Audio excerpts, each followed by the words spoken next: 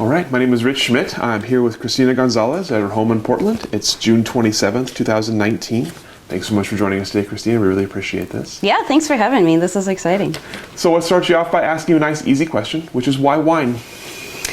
Well, when I originally got into wine, it was because I was looking for a way to continue traveling, and plus it kind of combined everything that I love together, which is meeting new people, experiencing new cultures, and like the food and wine aspect. And that's what really kind of just hooked me, was the whole food and wine together. And yeah, so I was just finishing college and didn't want to get a real job yet. And so I studied Spanish and International Studies at Humboldt State in Northern California. And so I had traveled abroad. That's where I learned most of my Spanish. And so I went back to South America, and I lived in Chile and Argentina. And so it was there that I really started to get into wine. And I mean, it was really just like Chilean, it was just box wine to start. And then like, as I got into it more, I just started to really started to get interested in wine. And then in Chile, you can only stay for 3 months. So we'd have to go across the border to Argentina to renew our tourist visas. So on this one trip, I had to go and renew my visa, and we went to Mendoza in Argentina, which is, big wine epicenter of Argentina. And that's where I did like my first actual wine tasting.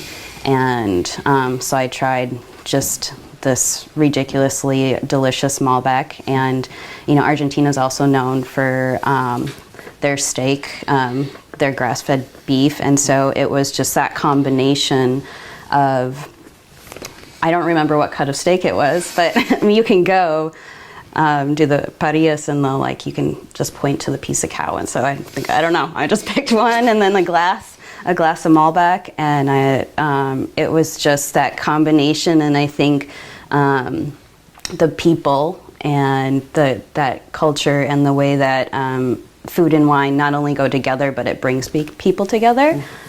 And so after that, I was just kind of hooked on the wine aspect. And then I was still trying to figure out, how am I going to still travel? Because I'm kind of a gypsy, and I definitely have the wanderlust. So yeah. And then I came back to, my parents live in Northern California in Santa Rosa in Sonoma County, which is also a huge wine country. And so my mom was in a wine club, and I started tasting wine with her. I moved back to where I went to college in Humboldt State, and they have a wine community up there. And so that's when I really started to get interested in the production side of things, because I already knew that I had this inkling and this really new interest and hobby, and I really wanted to learn more.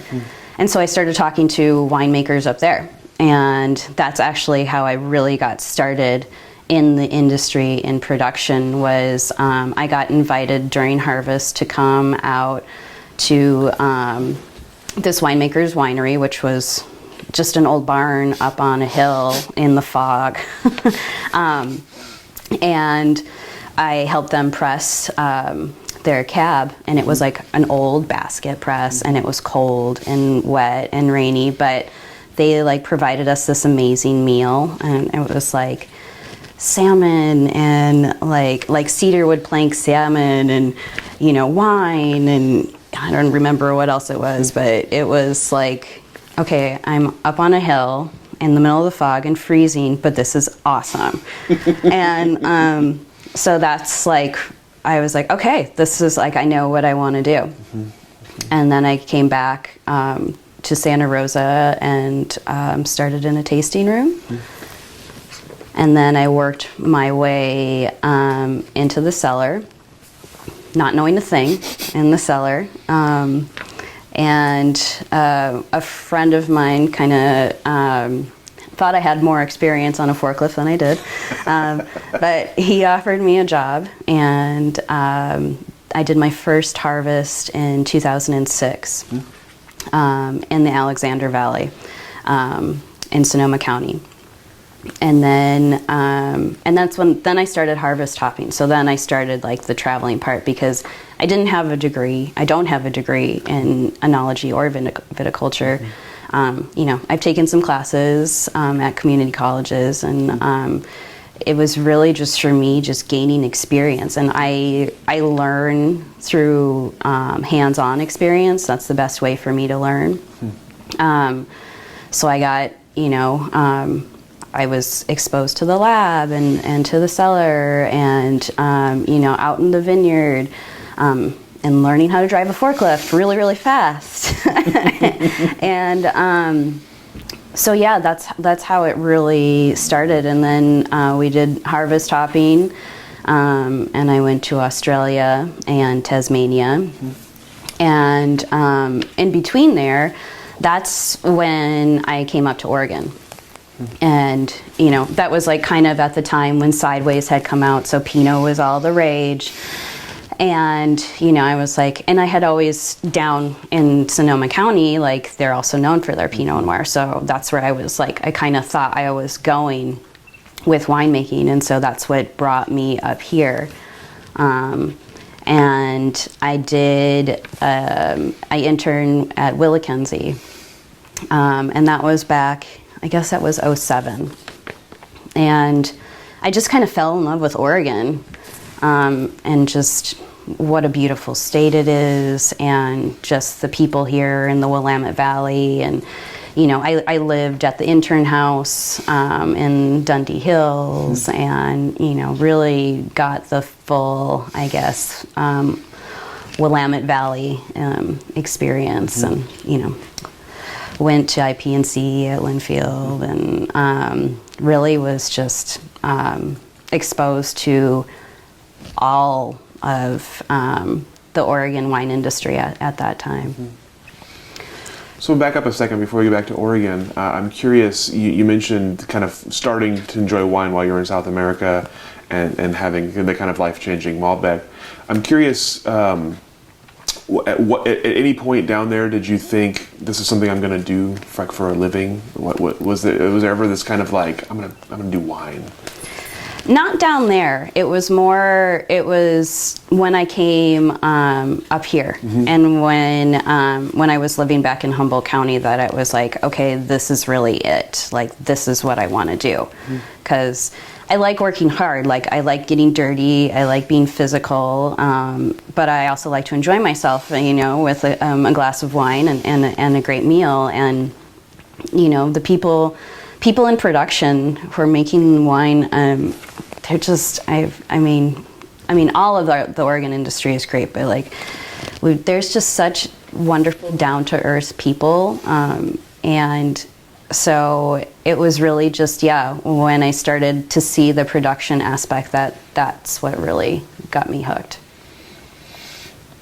So now you're in Oregon, and you've decided this is kind of what you want to do. So take me through the next steps, how you get to where you're at now. Well, so after my internship at Willackenzie, then I went to Tasmania, and I came back, and I knew I didn't want to be in California.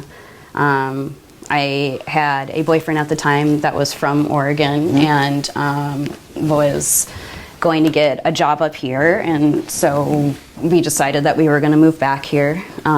Didn't work out, but I ended up staying, and I moved up here like in 2009, and that's when I started looking for work in the Willamette Valley, and I ended up getting a job at A to Z Wineworks, Rex Hill, in the cellar.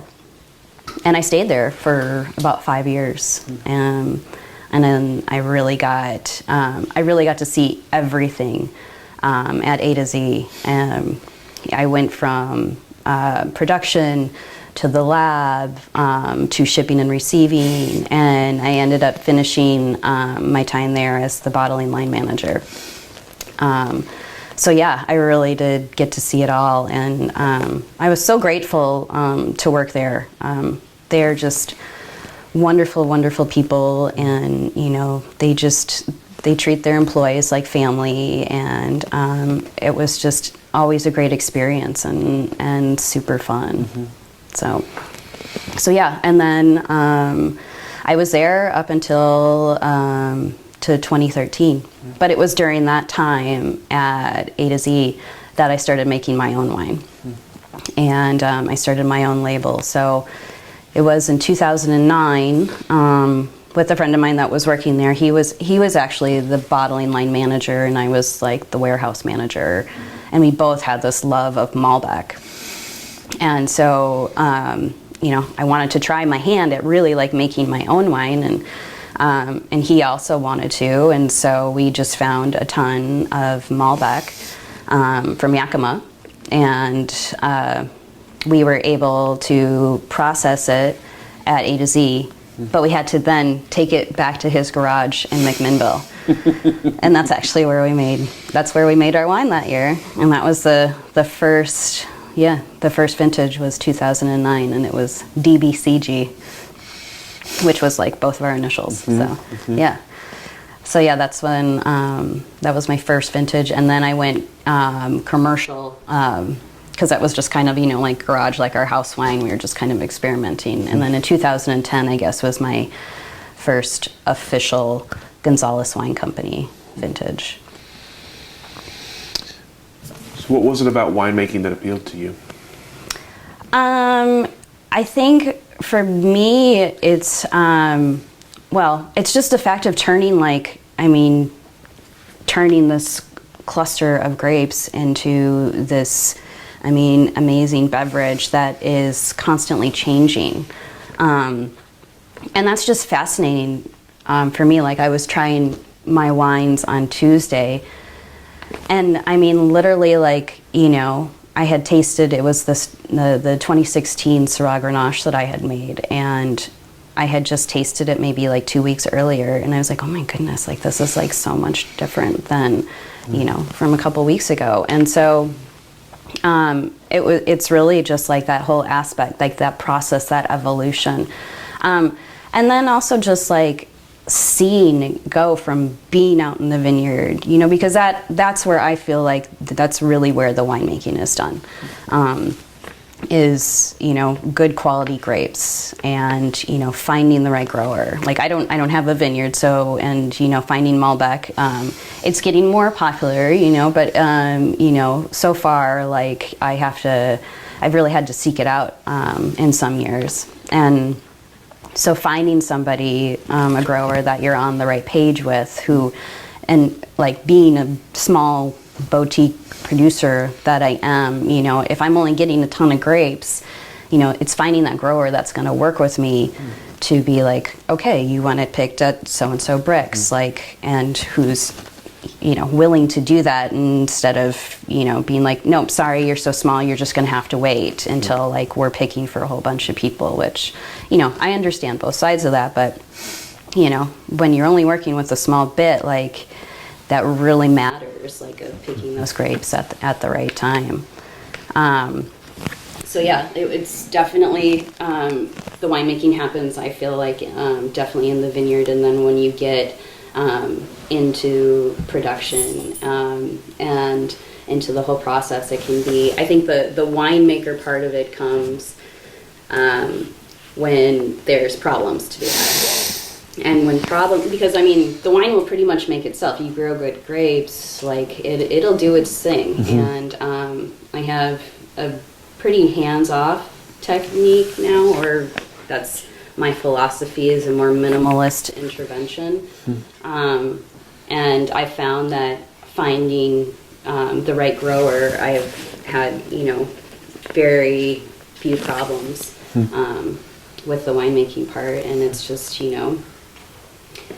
keeping it clean, which I'm sure every winemaker you talk to pretty much says the same thing. Like, that's 90% of our job is keeping it clean, and the other part, is then the problem-solving part of it.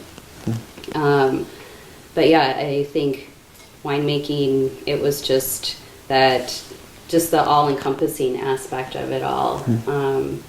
But particularly being out, seeing the grapes, where the site is, where they're grown, meeting, having that relationship with your grower, I think is really an important part of the winemaking process. What I was going to ask you. We did the winemaker part. Right.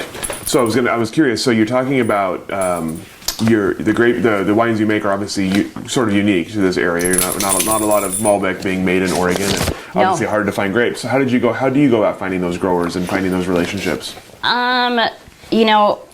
Most of the time, it's either been through friends who have gotten like similar varietals or, bigger varietals that are similar to what I'm working with. And who have pointed me in the right direction. It's been winebusiness.com, winejobs.com, where I found actually my first grower in Oregon. I found him on there, Randy Gold. And so, it's like Southern Oregon. I usually find my grapes, or this year out in Washington, in Yakima. And that's through other winemakers. And then, because I also make, wine in California, and so down there it's the same thing. It's using the community that will help point you in the right direction, and of course the internet. So so that's usually how I've found the grapes that I work with, and I predominantly I always try and do a Malbec. Because that's my homage to how I fell in love with wine. And but again, like it really depends, because it depends where we're getting if I can find Malbecs. That's my roommate Sean. So it just really it can be very dependent on the accessibility, and to be honest, a lot with price, because I am a shoestring winemaker. This is all funded through me, and God bless my parents who have helped, and from profit that I've made through wine sales. So it really is dependent on the grower, to meet my specifications for vineyard practices, and then, also if the price is right. So all that definitely comes into play. And again, if I can find it. So, but it really does. Malbec, Syrah have been my two big wines, and then the Petit Verdot for my son, the Revolutionary.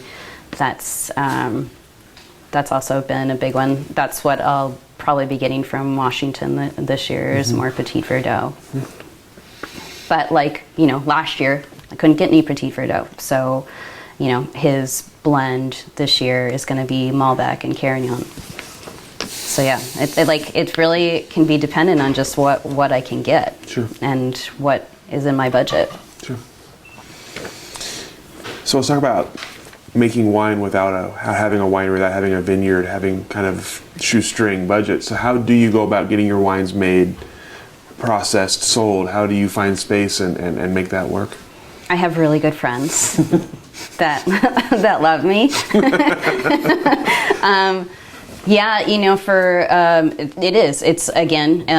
It's friends who basically, taking mercy on me to allow me to make my wine there for a minimal price, or do some kind of trade where, trading work for, space. And, we all have to pay, regardless, but, I do have friends who have definitely helped before. It's a custom crush thing. And usually friends who have been helping me out, where I make my wine in California right now is at a friend's winery, but I've been there now for years, so I'm one of their custom crush clients, and it's just a very family oriented. I mean, all of our kids are there to play, and they're there in the winery, and so it's fun, and we have a good time together, which is why I continue to make wine there. But I also I am based in Portland. This is my home. I don't plan to move to California, and so the same. I've got a friend this year who I'm going to be making some wine here, who's got a winery. So I'll be part of, like, I guess the urban winemakers here in Portland, and like, it's really dependent on who loves me and who can and again, price. So because I am a small production, but I'm growing, that's really exciting. So let's talk about that. You're about a decade or so into now making commercial wine. Do you have a goal in mind? Do you have a size in mind? What are you working on now for the future? In the near future, I would love to be at, I would like to be at 1,000 cases next year, and the following year, 2,500 cases. My real goal is, my business has been able to sustain itself for a while, but I need to be making a profit so I can pay myself. And I was raising my son, who's now 5, for obviously and I'm still raising him, but now that he's going into school, that gives me a little bit more time. But before that, it was just being a stay-at-home mom, and so that was kind of like my focus. I mean, I was still making wine, but it was like just kind of more of like my side hustle at the time. And now, being divorced and a single mom, like I got to step up my game. So it's about, making enough money, being self-sufficient, so I can provide for my family. And so, that's where I'm going for it now. And I know I can. And so, now it's just a matter of just keep on going and, just really reaching for those goals. And, if somebody comes along, an investor to help, that would be great. But otherwise, I'm going to make it happen on my own. Let's talk about the philosophy of your wine company. Obviously, you have kind of an interesting philosophy about wine. So tell me about what it is you want Gonzales Wine Company to stand for. So a big part of that for me is, I think in general, when people think of wine, they think of it as being like pretty pretentious. And it's trying to take that out of it and bring in just, anybody. I want my wines to be accessible to anybody who walks into a grocery store, and can look at, the wine section, and if they find my wine and see that, oh, this is something that I can afford. So that has been a really big thing for me, and probably why I'm not making more money than I do, because I've kept my prices like really low, so it makes it accessible to everybody. And also being Latina, I would love to see, other Latinos walking into a grocery store, other people, of color, and just of all walks of life and economic backgrounds. Like I want everybody to be able to experience wine and be able to afford it, and to know that, for $25, you can get a good quality bottle of wine, and go to your table and sit down with your family or friends and enjoy it with a meal or by itself. So that's, one big part of Gonzales Wine Company. And then it's also, I also have like an old world style where I really am trying to keep the acidity in my wines, and part of that reason is so that they are food friendly. So you can enjoy it by itself, but you can also have it as a meal, because that also brings it back to how I got into wine, was enjoying it around a meal. And I see that's a lot what you find in old world wines, and the old world style is there's still that acidity that is there. And that also helps to keep it age worthy with a higher acidity. So that also. And then, part of Gonzales Wine Company is also, women owned, women run, Latina, just also kind of stepping into that power and that movement that we're seeing now, which is wonderful. And I hope and I'm happy to be part of that. So. How do you go about marketing wine at the size you're at, and as you're trying to build towards the future? How do you get your name out there? A lot of it is through social media. A lot of social media. That's how I've gotten to be sitting right here, I think. Has really been through, the social media aspect of it, and really bumping up my game in social media and asking for help. And, working with people who actually know about marketing and social media, which is not really my forte, but, the fact that I have been able to work with a marketing manager, I think has gotten me, to a place where things are happening, marketing is happening, and building a good website.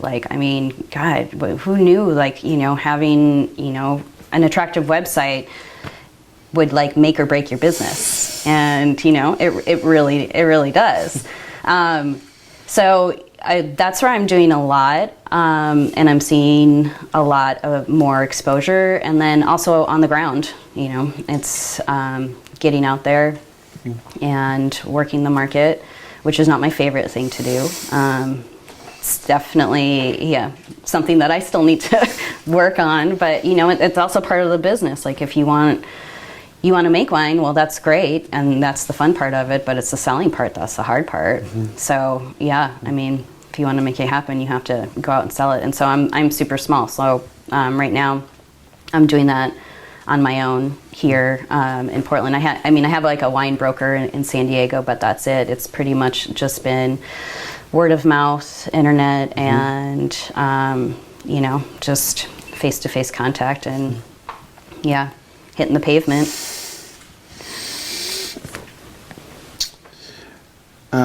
So I'm curious. You mentioned kind of falling for Oregon when you got here, falling for Oregon and for the industry. Has that feeling changed at all? How do you feel about the Oregon wine industry today? Do you feel like the changes you've seen are positive ones, negative ones? I think a little bit of both. I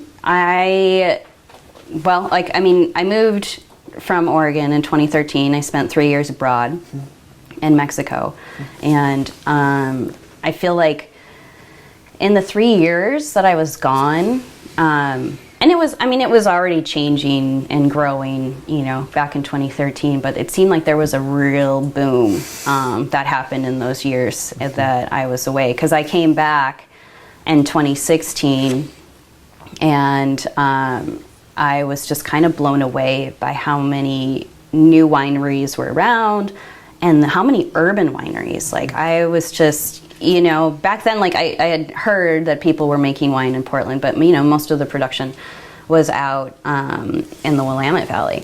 So that was really new. And, I just came back and I was like, geez, I don't even know, who I don't know these names, these wineries. I just didn't have a clue. And so in 2017, I didn't make any wine for myself, and instead I worked as an intern at Furioso Vineyards in Dundee, which is, a new winery and brand that we're still building. My friend Dom was the winemaker there, and he was previously assistant winemaker over at Willackenzie. So, again, friends. And but that was super eye-opening to see all the changes. And some of it, I still it's kind of, it'll never be Napa, but I see a lot catering to that high-end market. And that, and it's not every winery that's doing it. I mean, I think there's this whole idea of an experience in wine, which I like. But there's also some people who just, that can't afford that, and that turns some people off too. Like when you're helicoptering into a winery, I don't know. Is that necessary? I mean, if you got the money, great. But I mean, I don't.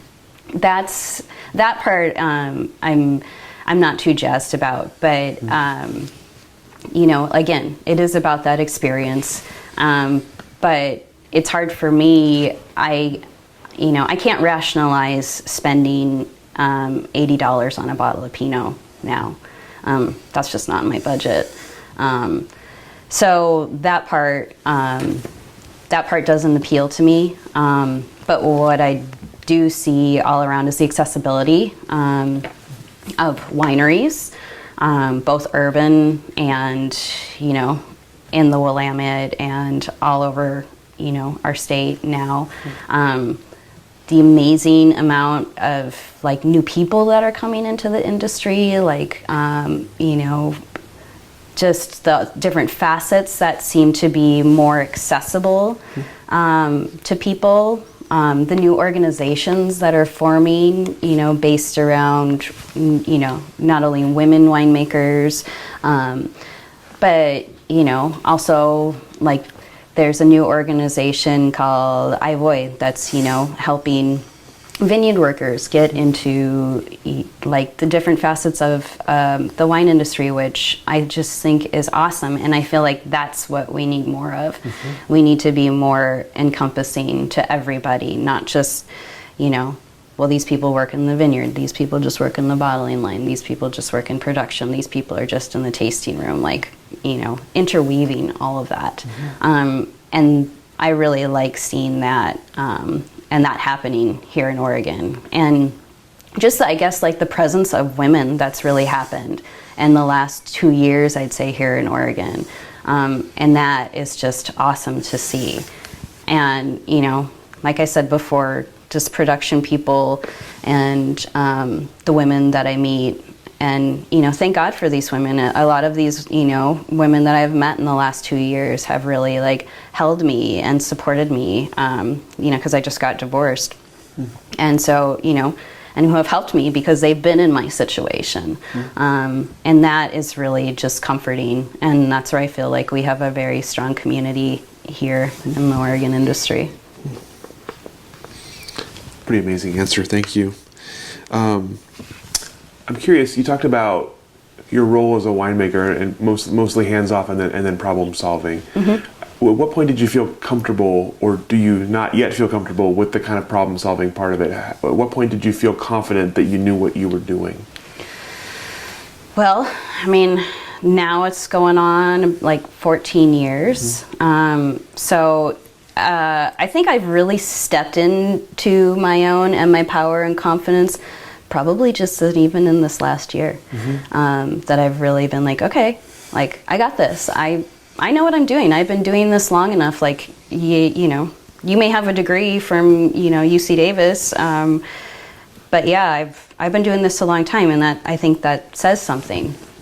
And I think also there's an element of trust, not only within yourself, but where you're working, who you're working with, the grapes in particular that you're working with, that really, I think, comes into play quite a lot. And then, I also, where I make my wine in California, there's no commercial yeasts that are allowed in the winery. So everything is done by a house yeast. So you don't you don't have control over your house yeast. It's just whatever, picks up and then it starts fermenting. And so coming from working at bigger wineries, which can be like a very controlled environment, to being like, okay, I'm just going to let this ride. And, if it starts to smell like EA or reduction, well, we're just gonna, we're gonna do more punch downs. We're gonna, do a pump over with aeration. And just starting with that. And then if that's not gonna work, then we can move on to something else. And then having mentors, like I have, lots of friends that I can turn to and call and be like, look, this is happening. Tell me what to do. Help me.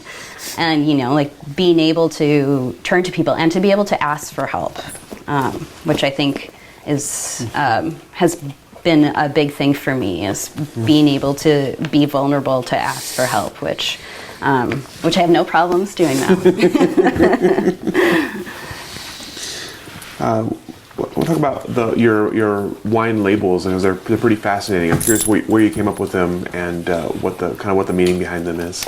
So the G ball is the magic 8 ball, and I have a magic 8 ball over here.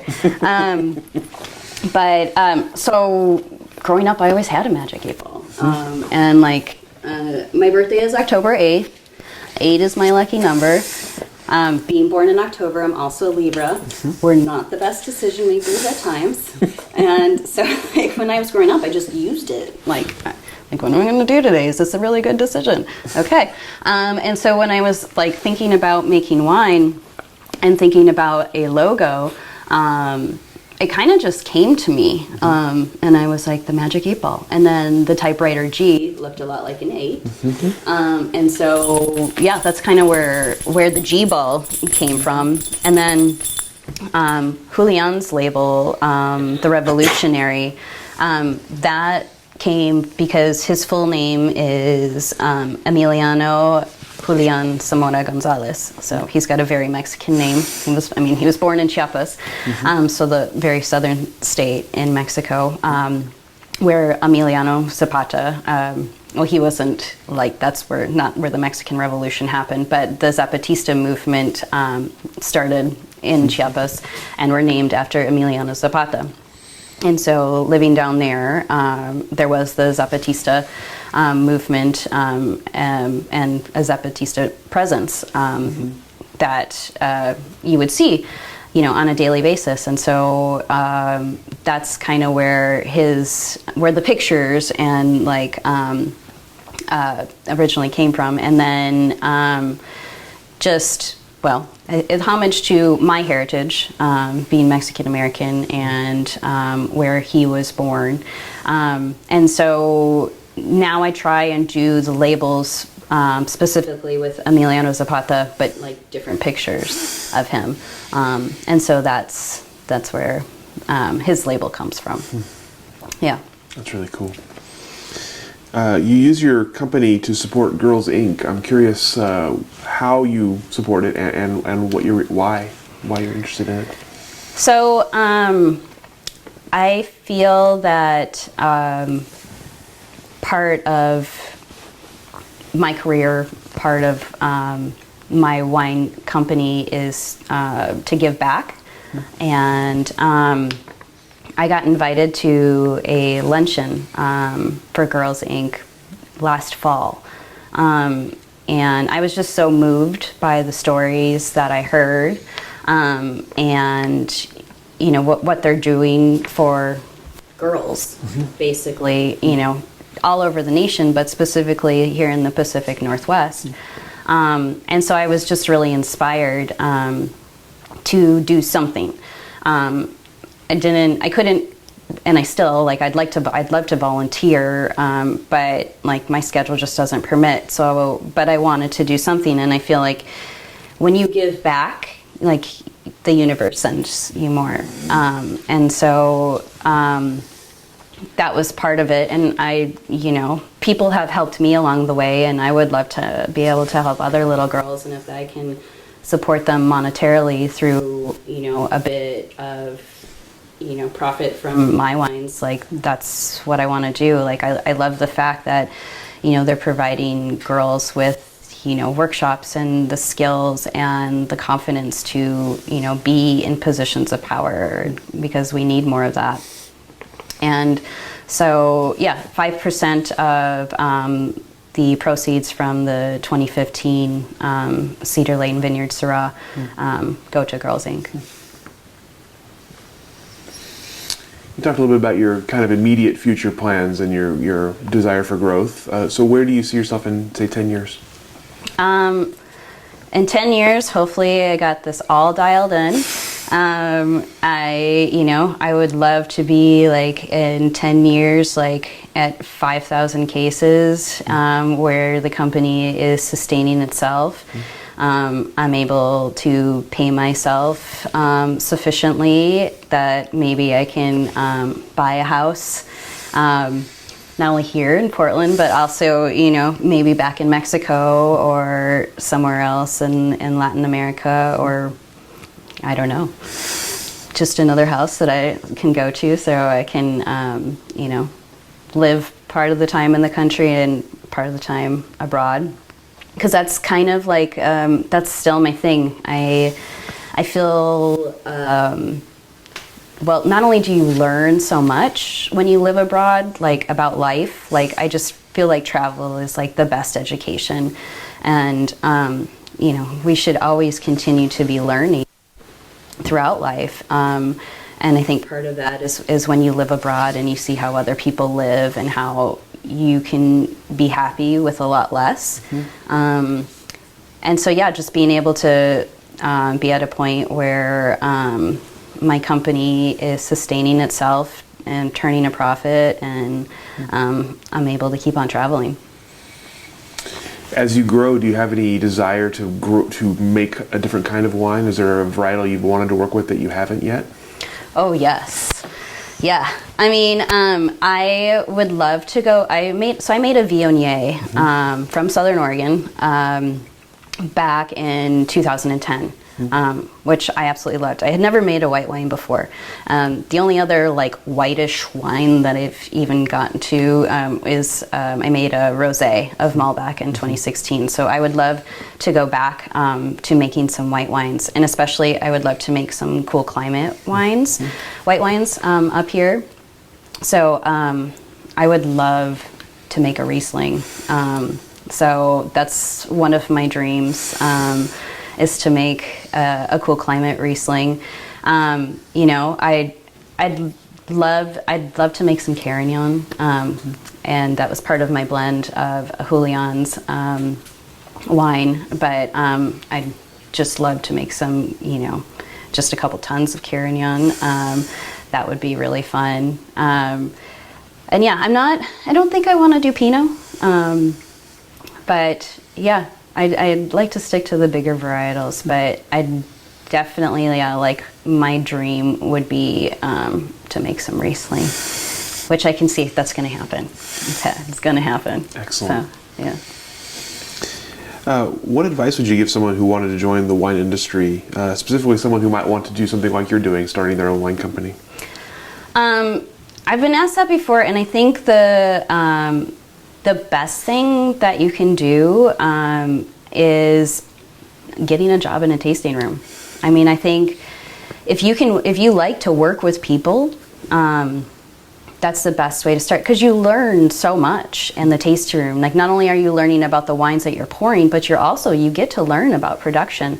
And at a lot of the smaller wineries, and even some of the bigger wineries, they need help during harvest. So you have the opportunity to go onto the sorting line and see how it's actually processed, because we have this like romantic notion of how to make wine, and that's Lucy and Ethel like stomping around in their big wooden vat, but when you're actually like in the winery, it's like a lot of heavy machinery and stainless steel, and I think it can sometimes take the romanticism out of it, but sometimes it can actually accentuate it, because you're like, whoa, This is so cool. So yeah, I think getting a job in a tasting room is a really good place to start, because that can open doors into other, facets of production, marketing, out in the vineyard also. And then, just going and taking some classes and tasting wine. I think you can learn a lot by just tasting. And we're lucky enough to live in a state where we have, plenty of wine that's accessible, not only, in retail shops, at wine shops, but, also, out the vineyards and wineries. I mean, you can go to Newburgh now and just walk a couple blocks and taste 10 different wineries right there. So that's pretty awesome now. But yeah, I think, a job in a tasting room is a really good place to start. At least that's how I got my start. So yeah. Talk a bit about the changes you've seen in the Oregon industry, especially when you left it and came back to it. So what do you see, and as you look into the future of Oregon wines in the next 10, 15 years, what do you see happening to the Oregon wine industry? I think there's a really strong movement to conserve and retain what has been started here. And I think that movement is becoming a lot stronger, because what we're seeing with climate change is that, we've got a lot of, California companies that are coming up to buy vineyards because they know, the further north you get, the better climate is going to be, because, California's hot. It's on fire, literally. It's on fire. We're lucky that we haven't seen any fires yet, but, that's just something now we have to start thinking about. So I think we're going to continue to see, more people, more corporations coming up and buying land. But what I also see is that the community getting much stronger. Alliances being formed to keep what was started here, because it is really special, what we have here in Oregon. And I think living up here, when you work up here and you see it all, you just really realize that it's really special, and it's worth fighting for and keeping. And well, we still do encompass and we welcome people, but keeping that Oregon identity, I think, is important. You have experience, obviously, Oregon, California, and abroad. I'm curious, in your definition, what is it that makes Oregon wine special? What is it unique about the Oregon wine industry? Ooh, well, I would say it's got a lot to do with people here. And the great thing about Oregon is we get, people from all over the world. They want to come to Oregon to experience it. And not only consumers, but people within the industry. So we just have, there's just such a unique blend of people here from all parts of the world. But what I also really love is that how the Oregon industry, they take care of their people. Salud, which is just so important for so many people. Iowa, which is starting. I think it's the people and that genuinely care about each other. I think that's one of the best parts about it. Is there anything? Good. Okay. That's all the questions that I have for you. Is there anything that I didn't ask that I should have? Anything we should have talked about that we didn't? You're open mic here, so if there's anything. Yeah, I know. I'm thinking about what do we not cover yet. I don't know. You might have gotten it all. It's always the goal, but you know. Yeah. Well, thank you so much for your time and for your answers and for sitting down with us today. And we'll go ahead and let you off the hook here. Okay.